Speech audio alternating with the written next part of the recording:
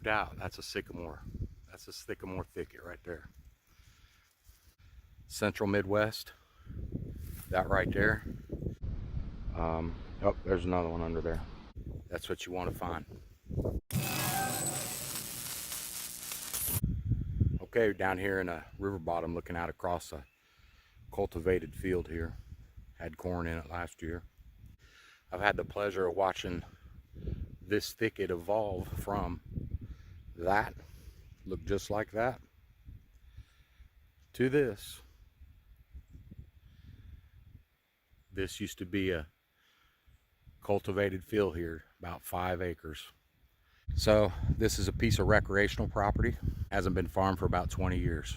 This is the heaviest Morel producing spot that I've ever came across. This is what happens with recreational property. When you don't live at the site, or you even live a long ways away, it's hard to maintain everything. You just can't keep up with it. So it was pretty much let go to be natural, and this is what happened.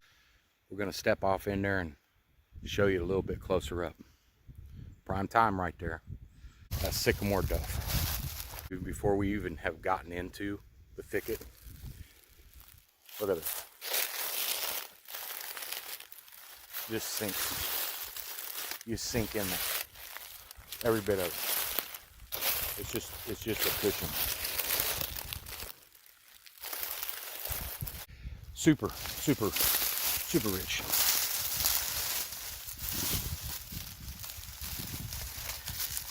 It's nothing. It's absolutely nothing to grab a handful of this dirt. Getting there. Okay. That's where it's at. Sycamore, the sycamore duff. Anyway, I'm gonna get in here closer and do a few, just put some spores down. I'm gonna dig a little trough through there, create a disturbance in the soil. I know that goes against all the rules that you've heard so far, as disturbing the ground and the microcilium and everything, but we're gonna do that. We're gonna create a little trough there, and I'm gonna put down some spores with water.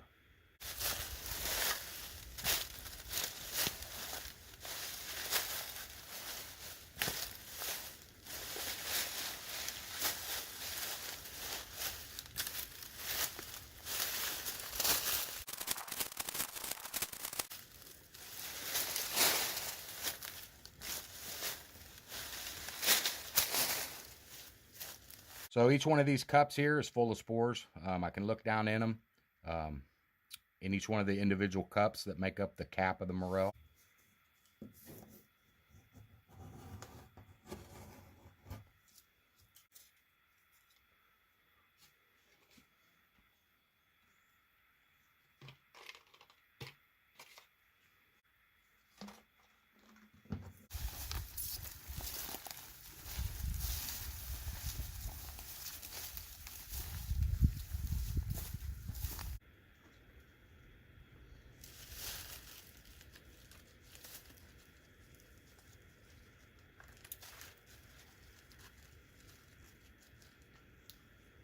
Spore box work better. Spore box, juiced up. On everybody's favorite, the locust. Ain't scared of them locusts, punks. In the predominantly elm cottonwood thicket.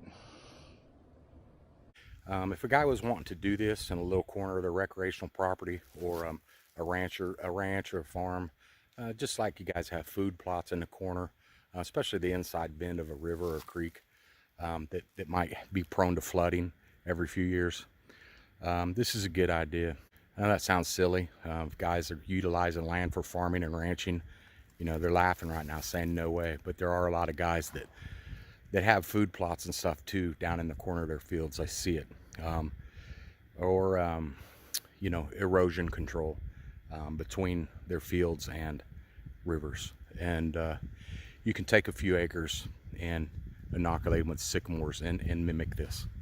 Inside bends of a creek or river, especially great, that are going to flood every now and then, because that flooding does create a Morel situation when water washes across here and exposes new dirt, causes a little erosion, exposes some roots, causes some die off of the smaller trees. All that accumulates to producing morels, all of it bundled up together from what I've seen in my experience. And that's a lot. And I've seen it all, and I've been there and done that. Been doing this a long time. One at a time.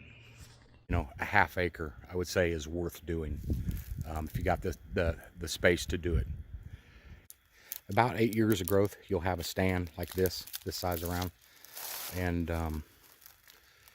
definitely between that 8th and 10th year, you would see morel production. We'll be back to visit this place, see what happens.